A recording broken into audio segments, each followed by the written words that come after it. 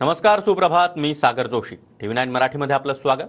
आणि बुलेटिनच्या सुरुवातीलाच बातमी आहे रत्नागिरीमधून. रत्नागिरीतल्या लोटे परशुराम MIDC मध्ये काल वायुगळतीची घटना घडली आहे आणि या वायुगळतीमुळे 40 ते 50 ग्रामस्थांना श्वसनाचा त्रास झालाय. अस्वस्थ लोकांना सध्या रुग्णालयामध्ये उपचारासाठी नेण्यात आलाय.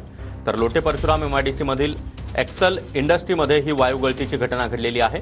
महिनाभरामध्ये वायुगळतीची ही दुसरी घटना असल्यानं ग्रामस्थ चांगलेच संतप्त बनले. आणि या संदर्भात अधिक माहिती देण्यासाठी आमचे प्रतिनिधी कृष्णकांत साळगावकर आपल्यासोबत आहेत. कृष्णकांत, नेमकं काय घडलंय आणि सध्या काय स्थिती आहे? सागर, काल रात्रीची घटना आहे आणि घटना घडते वायुगळतीची. यावेळेला फार मोठा धिंगाणा त्या ठिकाणी आपल्याला पाहायला मिळाला. रात्रभर आजही या ठिकाणी प्रशासन अलर्ट वरती आहे. पोलीस बंदोबस्त हा वाढवण्यात आलेला आहे. ही घटना घडली तेव्हा स्थानिक लोकांचं म्हणणं होतं की एखादी घटना कंपनीमध्ये वायुगळतीची घडते त्यावेळेस सायरन वाजवला जातो.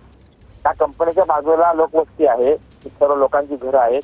वायुगळती झाली त्यावेळेला सायरन वाजवला गेला असता तर लोक सुखरूप ठिकाणी जाऊ शकली असती.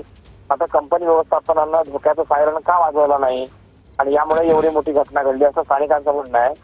यानंतर प्रशासनाकडून याकडे स्थानिक लोकांना विश्वासात घेतलं गेलं नाही. स्थानिक लोकांना कोणतीही माहिती दिली गेली नाही आणि जी लोक या वायुगळतीमुळे अस्वस्थ होत होती, ज्यांना श्वसनाचा त्रास होत होता, ज्या लोक गुदमरत होती, त्या सगळ्या लोकांना एका बाजूला नेण्याचं काम जे हॉस्पिटलला हे चालू होतं.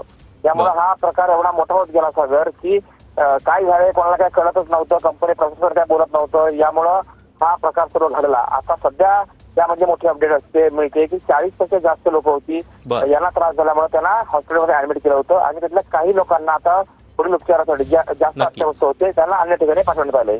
नक्कीच कृष्णकांत, धन्यवाद तुम्ही दिलेल्या या माहितीसाठी.